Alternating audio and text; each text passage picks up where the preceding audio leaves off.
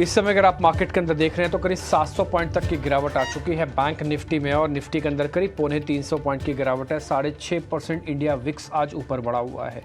आज सुबह ही हमने न केवल आज बल्कि हम कल भी आपको नोटिस करवा रहे थे कि 3 चीज़ें ऐसी हैं मार्केट में जो हमको खरीदारी से रोक रही हैं। हमने आज सुबह कल भी आपको यानी कि फ्राइडे के सेशन में भी खरीदारी करने से रोका। इस रोकने का फलस्वरूप ये हुआ कि करीब करीब आपके 1200 पॉइंट बैंक निफ्टी के हमने बचा दिए। आपको इन 1200 पॉइंट में फंसने ही नहीं दिया और निफ्टी के तौर पर अगर मैं देखूं तो करीब करीब आपके 300 पॉइंट की हमने सेविंग करके दी। आपको रोका, आपसे ये कहा कि आप खरीदारी मत करना, ले रखा है तो ट्रेलिंग स्टॉप लॉस लगाना और कोशिश करना 30-40% अपना प्रॉफिट भी बुक कर लेना। हमें इस चीज़ को देखकर अच्छी बात भी लगती है कि एनालिसिस ठीक गया। दूसरा पॉइंट हमें अच्छी खुशी इस चीज़ की है कि रिटेल निवेशकों को इस समय की बहुत इंटेलिजेंटली डाटा की सख्त ज़रूरत होती है, क्योंकि फोमो फैक्टर के अंदर आके फियर ऑफ मिसिंग आउट या इस तरह का यूफोरिया मार्केट के अंदर क्रिएट हो जाता है कि अभी नहीं खरीदा तो फिर कभी खरीद ही नहीं पाएंगे। बस यही भाव और भावनाओं का खेल में अपनी भावनाओं को थोड़ा कंट्रोल करना होता है और हमें खुशी इस चीज़ की है कि हमारे एक्सपर्ट्स ने भी आपको टाइमली गाइड किया इन सब चीज़ों को लेकर। हमने तो आपके सामने खुल्लम तौर पर सारी बातें रखी। सुबह 8 सवा 8 बजे जो हम आपके सामने डाटा रखते हैं, एक एक पॉइंट से प्रूव किया कि क्यों हम खरीदारी नहीं करेंगे। और मैं आज भी बोलूँगा 81% तक की एफआईज़ की होल्डिंग आ चुकी है। बाज़ार में एफआईज़ अब नहीं आएगा, वो या तो रुकेगा या तो वापस जाएगा। रुकने और वापस जाने की कंडीशन में बाज़ार के पास चलने के लिए रिदम कम था और टूटने के लिए जगह काफ़ी थी। बाज़ार में कोई ऐसी नेगेटिव खबर नहीं है मार्केट के अंदर। ग्लोबल मार्केट्स में भी देखा जाए तो कोई बहुत ज़्यादा कोई ख़राब सिचुएशन नहीं है। जो सिचुएशन हम ग्लोबल मार्केट्स में आज देख पा रहे हैं 3 दिन पहले भी होती। तो फिर बाज़ार के अंदर ऐसा क्या हुआ कि 2 दिन के अंदर बैंक निफ्टी को 1200 पॉइंट और निफ्टी को करीब 300 से 350 पॉइंट खोने पड़े। उसकी वजह डाटा का हैवी हो जाना था। कुछ नई सीरीज़ के अंदर डाटा इस तरह से ट्रांसफ़र होकर आया, तब भी हमने आपको मना किया था कि थोड़ा सा रुकिएगा। अभी भी मैं आपसे बात कहूँगा कि अभी जो हम अभी मार्केट एक्सपर्ट से करेंगे बातचीत, तो कुछ इंपॉर्टेंट डाटा मैं आपको नोटिस करवाता चलूँगा। आज देखो बैंक निफ्टी के अंदर अनवाइंडिंग का प्रेशर है। ये अनवाइंडिंग का प्रेशर आपने कल भी देखा होगा और मैंने आपको आज सुबह भी ये बात बताया था कि सीरीज़ के स्टार्टिंग में जब भी अनवाइंडिंग का प्रेशर आएगा वो सीरीज़ को परेशान करके रखता है और पूरे सीरीज़ कम से कम 3-4 दिन तो परेशान रहेंगे ही आप, क्योंकि अनवाइंडिंग का प्रेशर अगले ही दिन फ्रेश लॉन्ग में तब्दील नहीं होता अनटिल एंड अनलेस जब तक कोई मेजर बड़ी खबर ना आ जाए। खबर एब्सेंट थी, मार्केट ने अपना काम कर दिया और ये काम आपको बैंक निफ्टी दोनों के अंदर अब दिखेगा। 6.5 लाख से ज़्यादा कॉन्ट्रैक्ट ओपन इंटरेस्ट में खड़े थे। ये हमने आपके सामने बात रखी थी कि निफ्टी हैवी है, चलना मुश्किल है, निफ्टी को ओपन इंटरेस्ट घटाना ही होगा। आप कैसे घटाओगे ये नहीं पता, आप अनवाइंडिंग से घटाओगे, आप शॉर्टिंग से घटाओगे, कैसे घटाओगे, बट आपको ओपन इंटरेस्ट कम करना ही होगा। और वो ओपन इंटरेस्ट कम हुआ, थोड़ा थोड़ा हो रहा है बट अभी नहीं हो रहा है उतना कम।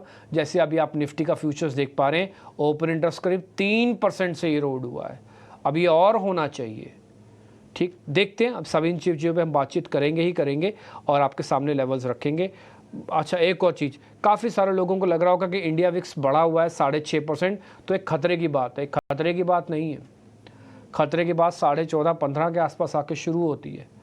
इससे पहले इंडिया विक्स जो बढ़ रहा है ये सिर्फ और सिर्फ चेक एंड बैलेंस करवा रहा है। मार्केट के अंदर मेजर क्रैक नहीं है। सिर्फ जो क्रैक आ रहे हैं वो अपने आप में हैंडल विद केयर हो सकते हैं। तो जो डाटा बोलेगा आप वैसे चलेगा। इसमें भावनाओं को जितनी जल्दी कंट्रोल कर लेंगे उतना फ़ायदा रहेगा। फोमो फैक्टर को हावी नहीं होने देना। बाज़ार में आप पैसा कमाने के लिए आए हैं, सिरदर्द, डिप्रेशन या अपने आप को बीमार करने के लिए नहीं आए हैं। और अगर आपको तीनों चीज़ें फील हो रही हैं कि मेरा पैसा डूब रहा है, मेरे से गलत डिसीजन लिए जा रहे हैं और मेरे ऊपर बाज़ार काफ़ी हैवी हो रहा है, तो मैं अपने 17 साल के मार्केट एक्सपीरियंस के बेसिस पर एक राय आपको दे दूंगा कि आप कुछ दिनों की छुट्टी ले लीजिए बाज़ार से। पूरा बाज़ार को सेटल हो जाने दीजिए, अपने आप को आप तैयार वापस से कीजिए, अपने माइंड को तैयार कीजिए, फिर आइए मार्केट के अंदर। छुट्टी ले लीजिए कुछ दिनों की आप। ठीक, खैर हमारे साथ आज के मेहमान जुड़ चुके हैं। अजीत मिश्रा, उनसे ज़रा करेंगे बातचीत, रेलिगर सिक्योरिटीज से हैं। अजीत सर, बहुत शुक्रिया, थैंक यू वेरी मच समय देने के लिए। करीब 350 पॉइंट की गिरावट है। मेरे हिसाब से ये जो 26,000 का आज लेवल टूटा है, इसमें एक और इम्पॉर्टेंट सपोर्ट एरिया भी है 25,800। ये 25,800 काफ़ी पक्के वाला लेवल है जो हम पिछले सीरीज़ में भी तोड़ के नहीं आए थे। पिछले सीरीज़ में भी एक्सपायरी से 2 दिन पहले हमने 26,000 कॉन्कर कर लिया था, पा लिया था। तो 25,800 तक यानी कि 100 पॉइंट की मैं गिरावट और मान के चलूँ सर, इससे ज़्यादा तो नहीं टूटेगा अभी? शुक्रिया डिम्पी। तो डिम्पी देखिए, इसको डे से नहीं देखते, इसको वीक से देखते हैं। तो अगर आप देखेंगे तो पिछले 3 हफ्ते आपने तेजी देखी है मार्केट में, और यही एक ट्रेंड रहता है कि ड्यूरिंग द वीक या स्टार्ट ऑफ द वीक थोड़ा सा आपका व्यू साइडवेज कंसोलिडेशन वाला, थोड़ा प्रॉफिट टेकिंग वाला। By the end of the week आप पॉजिटिव बंद हो रहे हैं। 3 हफ्तों की तेजी के बाद, रिकॉर्ड हाइज बनाने के बाद थोड़ा कंसोलिडेशन होना, थोड़ा प्रॉफिट टेकिंग होना लाजमी है। और अगर आज देखेंगे आपकी किनकी वजह से ये डिप आया है, तो आपको ये 3 या 4 बड़े नाम नजर आएंगे। Reliance, HDFC, ICICI, Infosys. तो ये कुछ बहुत सेलेक्टिव स्टॉक्स में डिम्पी आज ये एक प्रॉफिट टेकिंग का फेज देखने को मिल रहा है। साथ साथ में यस, दूसरे भी कुछ एक स्टॉक्स हैं जहां पे कि ऑटो स्पेस में आपको प्रॉफिट टेकिंग दिख रही है। तो एक हेल्दी मेरे हिसाब से करेक्शन या कंसोलिडेशन का फेज बेसिकली दिख रहा है, जिस तरीके से आज के दिन शुरुआत हुई है हमारी मंडे के सेशन की। जैसा आपने बिल्कुल सही बताया कि 25,800 एक इंपॉर्टेंट सपोर्ट है। तो मेरे हिसाब से क्लोजिंग बेसिस का उसका वेट करना चाहिए कि अगर हम उसके नीचे स्लिप करेंगे तो फिर हो सकता है शायद 25,600 के लेवल्स भी आपको दिखा दे बाजार एक बार, और वो भी एक नॉर्मल करेक्शन ही होगा। आप 20 EMA तक आते हैं नॉर्मल करेक्शन में। तो अभी एकदम एग्रेसिव बाइंग करने की जरूरत नहीं है when it comes to index. आपके पास एग्जिस्टिंग कोई भी पोजीशन है, आप 25,800 का स्टॉप लॉस रखिए। रिकवरी के केस में एक बार 26,000 26,100 के बीच में आपको एग्जिट करने के बारे में सोचना चाहिए। बिकॉज जिस तरीके से आज का क्लोज बेसिकली वो इंपॉर्टेंट होगा कहां पे आप क्लोज कर रहे हैं।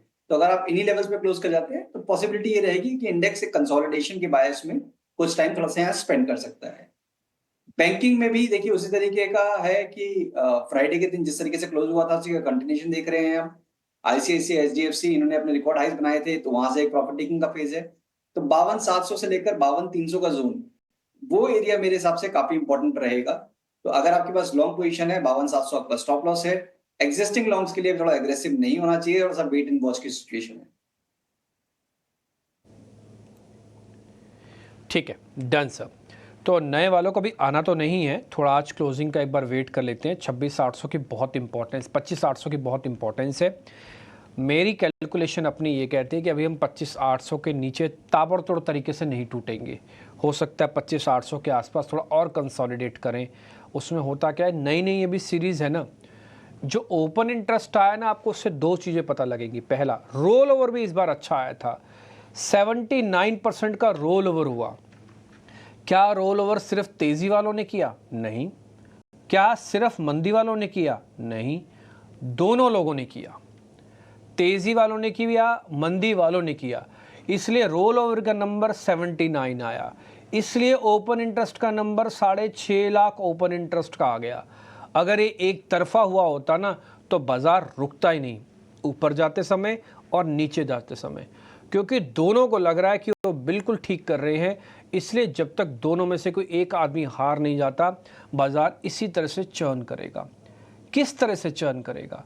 बाइंग ऑन डिप करेगा, सेल ऑन राइज करेगा। ये बाइंग ऑन डिप का मतलब क्या होता है? बाइंग ऑन डिप का मतलब है कि 26,200 पे खड़े हो तो 25,800 तक अपनी नज़र रखो, वो होता है बाइंग ऑन डिप। फिर जब आपने 25,800 पे ले लिया या छोटा मोटा लेवल्स आपने बना लिए, वहाँ पे छोटा सा एक स्टॉप लॉस रखो, ऊपर आते समय 26,000 26,200 पे फिर माल बेच दो। जब तक ये ओपन इंटरेस्ट 6.5 लाख कॉन्ट्रैक्ट का 5.5 लाख ओपन इंटरेस्ट पे नहीं आता। बोले सर ये आप चेक कहाँ पे करोगे?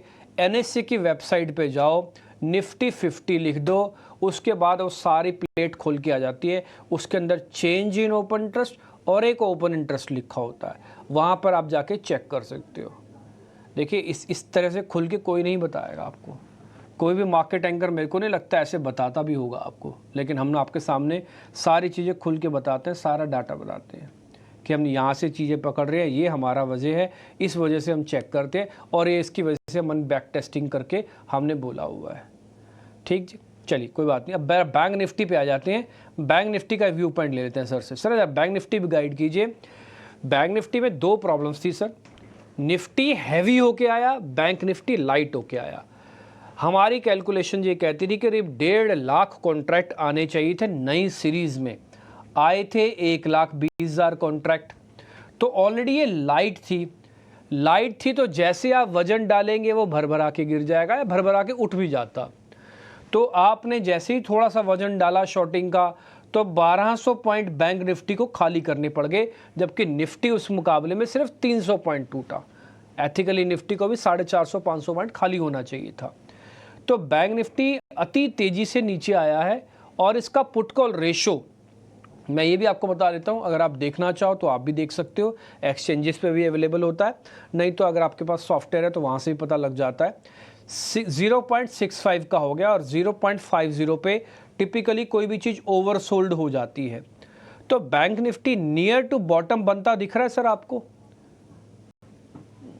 बिल्कुल डिम्पी, तो देखिए जैसे मैंने बताया कि कुछ एक सिलेक्टिव स्टॉक्स आज बेसिकली बैंकिंग में आईसीआईसीआई एचडीएफसी थोड़ा सा बैकफुट पे हैं, ऑलमोस्ट करीब 280 पॉइंट जो कि मार्केट में डिक्लाइन है, उसमें से करीब 80 से 90 पॉइंट इन दोनों की वजह से है।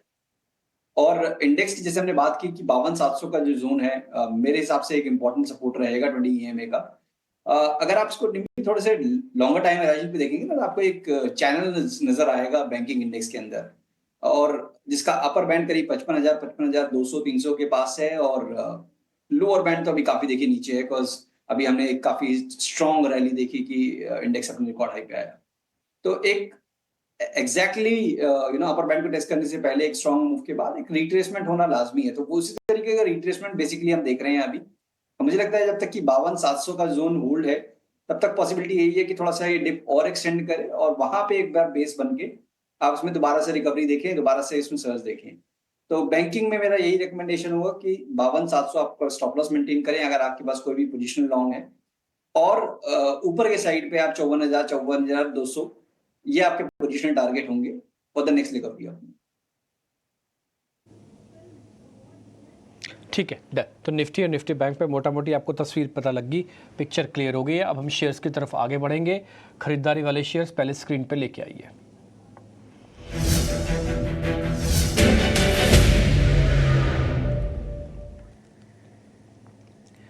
दो शेयर आज फ्रेश लॉन्ग के अंदर डाले गए। एक तो सीमेंट कंपनी है, स्वाभाविक है सीमेंट कंपनीज का रोल ओवर अच्छा आया, सीरीज के स्टार्ट में अच्छा चल रहे हैं। किसी दिन अंबुजा, किसी दिन अल्ट्रा, तो किसी दिन एसीसी, किसी दिन इंडिया सीमेंट भी आपको स्क्रीन पे कुछ ऐसे ही दिखेंगे बढ़ते हुए। आज एसीसी की बारी है, अच्छी लीडरशिप, अच्छा बेस यहाँ पे बना हुआ है। दूसरा शेयर है पिरामिल एंटरप्राइजेज। पिरामिल के बारे में मैं ऑलरेडी आपको पहले भी क्लियर कर चुका हूँ कि 1,000 रुपये इसके लिए बहुत इंपॉर्टेंस रखती है। 2-3 कंपनीज के लिए 1,000 की बड़ी इंपॉर्टेंस है। पहला एक है पिरामिल एंटरप्राइजेज, दूसरा टाटा केमिकल, 1,000 के ऊपर है तो कोई तकलीफ नहीं होती है, और तीसरा एक रेलवे की कंपनी है IRCTC, ये भी 1,000 वाले है। इन 3 कंपनीज का आप 1,000 रुपये का नंबर याद रखना। ये आपको सब मैं बैक टेस्टेड वे से बता रहा हूँ। टाटा केमिकल जब तक 1,000 के ऊपर है कोई प्रॉब्लम नहीं, IRCTC जब तक 1,000 के नीचे है आप पूरा ट्रस्ट मत करना, और पिरामिल एंटरप्राइजेज जब 1,000 के ऊपर है कोई प्रॉब्लम नहीं है। इसके अंदर आपको धीरे धीरे करके बाइंग, कवरिंग सब देखोगे आप। तो आज पिरामिल एंटरप्राइजेज हमारी लिस्ट में फिर से आया है। ACC भी है। जरा आपकी रिकमेंडेशन अजीत सर, क्या करना चाहिए इन दोनों शेयर पे, पिरामिल एंटरप्राइजेज और ACC? बिल्कुल डिम्पी, तो देखिए सीमेंट स्टॉक जैसे कि आपने भी शेयर किया कि एक डिसेंट ट्रैक्शन दिखा रहे हैं और कहीं ना कहीं थोड़ा सा साइडलाइंस पे थे ये। तो रोटेशनल जो बेसिकली हम सेक्टर्स के देख रहे हैं उसी की तर्ज पे इस तरीके की शायद ये बाइंग आपको नजर आ रही है। अच्छी बात क्या हुई है एसीसी में कि अभी इसने अपने लॉन्ग टर्म एवरेजेस को रिक्लेम करने के बाद ऑलमोस्ट करीब 2-3 हफ्ते इसने स्पेंड किए हैं 2400 के पास, और तब जाके ये रिकवरी दिखा रहा है। तो एक आपके पास बेस है, एक आपके पास सपोर्ट है जो कि नजदीक है। ज्यादा बड़े स्टॉप लॉसेस की जरूरत नहीं है, तो 24,000 इनफैक्ट 40 का जो स्टॉप लॉस रख के यहाँ पे आप लॉन्ग पोजीशन बना सकते हैं एक रिकवरी के लिए। रिकवरी कहाँ तक एक्सटेंड हो सकती है? करीब 2650 से लेकर 2700 तक। डेफिनेटली यहाँ पे आप लॉन्ग पोजीशंस इनिशिएट कर सकते हैं। दूसरा अगर हमने स्टॉक की बात की पिरामिड एंटरप्राइज की, तो देखिए पीईएल में अभी जैसे आपने भी बताया कि 1000 का बेस, तो यस 1030, 40 जो ये आपका एक इंटरमीडिएट सपोर्ट एरिया बन गया है। बट चैलेंज ये है कि थोड़ा सा वॉलेटाइल है ये अभी भी। तो अगर आप उसको पोजीशन को क्रिएट करना चाहते हैं, इसमें ट्रेड करना चाहते हैं और होल्ड करने की बेसिकली आपको हिम्मत तब मिलेगी जब आप क्वांटिटी थोड़ा सा कम रखेंगे। तो उसके हिसाब से आपको एक 1040 का क्लोजिंग स्टॉप लॉस रखना चाहिए और नेक्स्ट लेग में शायद आपको एक 1260 से लेकर 1280 तक के लेवल्स दिखा सकता है। थोड़ा क्वांटिटी कम रखिए बट 1040 के क्लोजिंग स्टॉप लॉस के साथ इसमें आप जा सकते हैं लॉन्ग। ठीक है, डन सर। तो पॉइंट टेकन, दोनों शेयर्स पे आपको रिकमेंडेशन है और इसमें सर ने भी आपको ऑलरेडी बता चुके हैं कि 1000 का बेस है, इसलिए मैं छोटी छोटी चीज़ें आपको सारी वैसे भी क्लियर कर रहा था। 1260 1040 और एसीसी के स्टॉप लॉस टारगेट भी जरा स्क्रीन पे ले आइए, ये भी नोटिस कर लीजिएगा। दो शॉर्ट कवरिंग के शेयर हैं, अजीत सर इसको भी जरा चेक कर लो। First is Federal Bank, second is Gujarat Gas. तो फेडरल बैंक और गुजरात गैस दोनों के चार्ट खोल लीजिए, डाटा देख लीजिए और जरा बताइए क्या करना है। दोनों कवरिंग वाले हैं।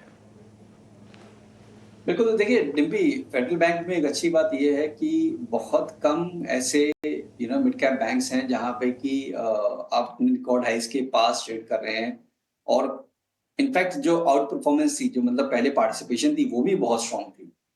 तो इन दोनों ही पैरामीटर्स पे मुझे लगता है कि फेडरल बैंक डेफिनेटली एक अच्छा कैंडिडेट है टू मेंटेन लॉन्ग्स। और अभी इसने एक शॉर्ट टर्म पे एक पिवट भी फॉर्म किया है जिसका सपोर्ट आता है आपका करीब 190 के पास। तो यहाँ पे आप लॉन्ग पोजीशन इनिशिएट कर सकते हैं। इसमें ये ध्यान रखिएगा कि एक ग्रेजुअल मूवर है, तो आपको थोड़ा सा टाइम जरूर लग सकता है बट पॉसिबिलिटी है आपको 205 से लेकर 210 तक के जोन देखने के इसमें मिल जाए। तो 190 के स्टॉप लॉस के साथ आप इसमें लॉन्ग पोजीशन इनिशिएट कर सकते हैं। दूसरा स्टॉक डिम्पी के अगर दोबारा से नाम शेयर करेंगे। Gujarat gas sir, Gujarat gas. हाँ, तो देखिए गुजरात गैस में भी एक अच्छी चीज ये है कि वॉलेटिलिटी के बावजूद पिछले करीब 3-4 महीनों में 2 बार ऐसा हुआ है कि ये अपने 100 ईएमए के पास आया, वहां पे बेस बनाया और एक स्ट्रॉन्ग रिकवरी दिखाई है इसने। तो इस बार भी वही हुआ है कि अपने प्रीवियस स्विंग हाई करीब 670 के पास रीटेस्ट हुआ और फिर एक डिप आया 100 ईएमए के पास और वहां पे अब बेस बना के दोबारा से रिकवरी का ट्रेंड दिखा रहा है। तो पॉसिबिलिटी ये है कि ये 600 के लेवल को अब ये होल्ड करेगा और क्योंकि हाई बीटा काउंटर है तो आपको रिकवरी भी थोड़ी सी शायद स्ट्रॉन्ग मिले, करीब 650 660 तक के लेवल्स आपको देखने को मिल सकते हैं। तो रिस्क रिवॉर्ड फेवरेबल है। 600 के स्टॉप लॉस के साथ यहाँ पे आप लॉन्ग बना सकते हैं 660 के पोजीशन टारगेट्स के लिए। ठीक है, तो दोनों लेवल्स पे आपको, दोनों स्टॉक्स पे इनफैक्ट लेवल्स आपको मिल चुके हैं, फेडरल बैंक, गुजरात गैस। तो जितने भी शेयर हमने आज डिस्कस किए अमूमन सब पे आपको ट्रेड मिला। Piramal enterprises, ACC. तो यहाँ पे तेज़ी का सेगमेंट खत्म हो रहा है। शेयर फटाफट से स्क्रीन पे लेके आइए ताकि उनको हम चेक करवा पाएँ, ताज़ा बिकवाली वाले शेयर्स।